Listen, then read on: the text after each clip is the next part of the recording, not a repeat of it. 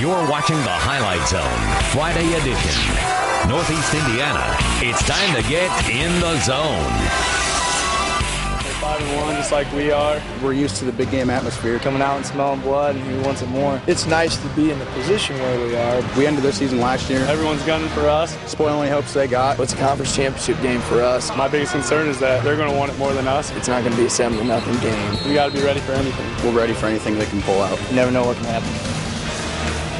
That's right. You never know what can happen. It's already week 7 of the high school football season. Just 3 regular season games remain. With conference races still up for grabs, each week becomes a battle for the title. Bishop Luers tries to stay undefeated in the SAC. Leo looks to stay perfect in the ACAC. A huge undefeated battle in the TRC, but they'll all take a backseat tonight to the NHC. Now, East Noble, the lone undefeated in the conference, but at 3-1 lurks Homestead, New Haven, and Columbia City. The Eagles ending the night season a year ago in sectionals, and they remember that. The rematch tonight in Kendallville, Columbia City at East Noble. It's your Highlight Zone game of the week. Now, this one was supposed to be a shootout on paper, and it would certainly be a shootout on the field. Logan Rare with the early touchdown pass as Columbia City jumps out to an early lead, but Homestead playing on that nice new field turf. They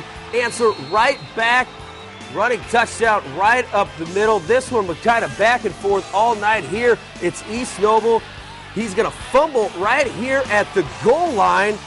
Guess who picks it up? It's Columbia City. They take over. It's a 93-yard drive capped off. Logan Rare in the corner. Pulls it in for the touchdown, and Columbia City taking the lead, and right back, here they come again. This puts up Columbia City up 1 midway through the second quarter, but guess what? Again, here come the Knights. A.J. Dove, touchdown pass, makes it 33-27 Knights at the half. Let's go to the third quarter. 30 seconds in, it's Columbia City with the touchdown. But here comes East Noble. Deep ball right here.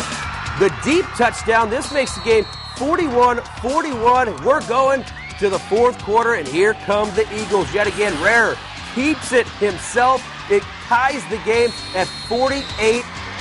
But guess what? Here comes East Noble with 2:30 left in this. It's a 25-yard pickup here as the Knights were in control, 55-48, but they left too much time for Columbia City. 10 seconds left. Logan Rare scrambles, keeps his eye on the field, and he finds the touchdown in the end zone. But guess what? There's Champions find a way to win. 2, Houston 4.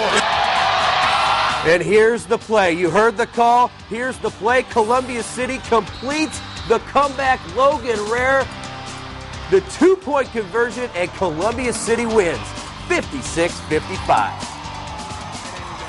Oh, it was amazing. Our offense played well all night. We just, coach made the right call rolling out of the pocket, and I was kind of worried I didn't see him open at first, but then Jared Murphy stuck in the back, and we found him. Great job by the line all night. Statistically, we probably wasn't very pretty. Defensively, we didn't stop them much all night. That's just who we are. We find ways to win. Even if it might look ugly, we might just get lucky. I just can't see enough about our young men. And we played together as a team. We won as a team. Amazing call, amazing finish. Columbia City will host Carroll next week while East Noble travels to New Haven. And speaking of the Bulldogs, Jim Rollins' team trying to keep pace. The Dogs facing Belmont, and here it's Lucas Salerno going to the air.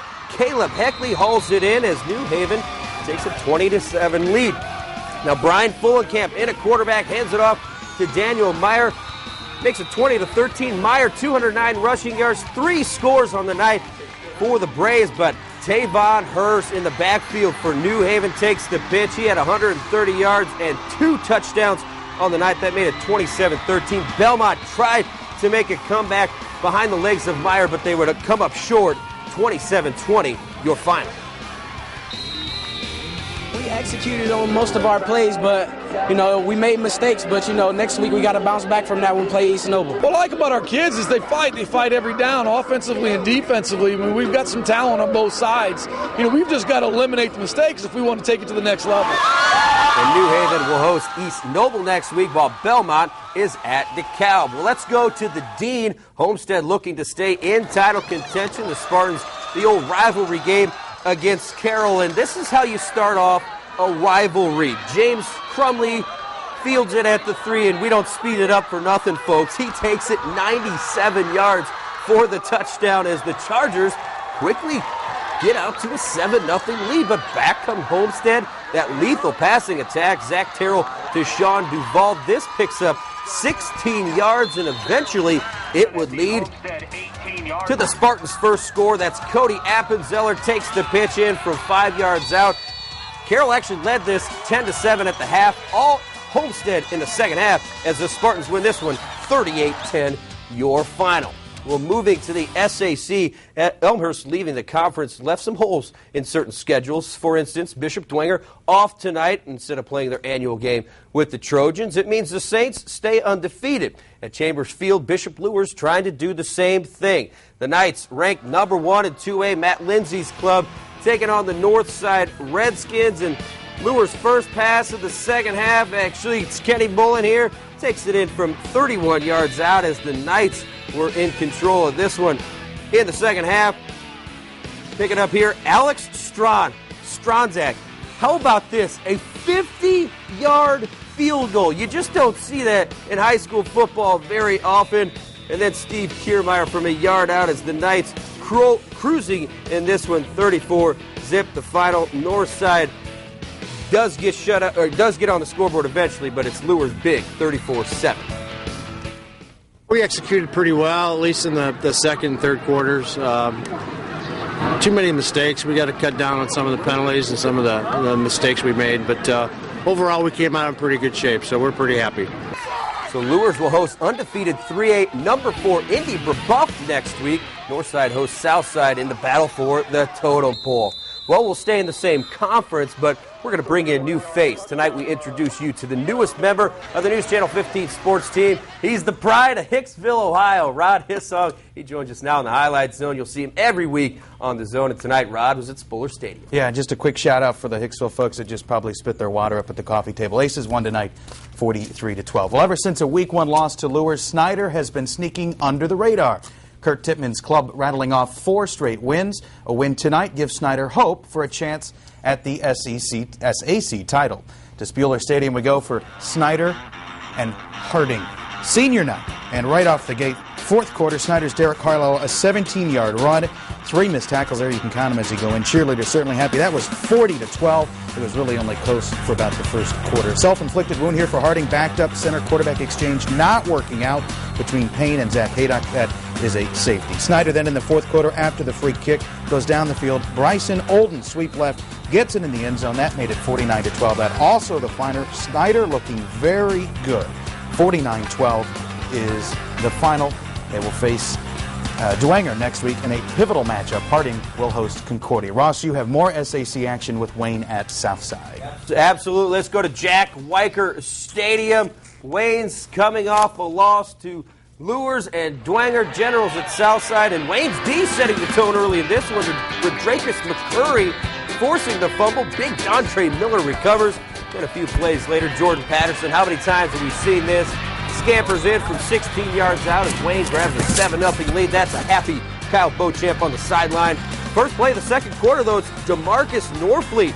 That would tie the game at 7 apiece, but Wayne answers right back. Another touchdown by Jordan Patterson. This one all Wayne in the second half. 47-14, your final. Let's go to Zollner Stadium, our final stop in the SAC. Northrop at Concordia. The Bruins looking for win number 2. Cadets still looking for win number 1. Northrop's Derek Wilson. He's going to take the toss from Colin Bullion. Takes it in from 3 yards out. It was 7-zip Bruins early in the first quarter, and Northrop just kind of kept pouring it on here. Bullion passes to Josh St. Clair. He's going to haul it in, take it 14 yards to the corner of the end zone. Big win for the Bruins tonight as Northrop gets the win 34-13. Your final. Well, coming up, a huge game in Whitley County. Two teams undefeated in the Three Rivers Conference. They go head-to-head, and Leo came into the night in the conference's driver's seat, but not by much. We'll see if the Lions are still king of the ACAC jungle. That's next in the Highlight Zone. Nation.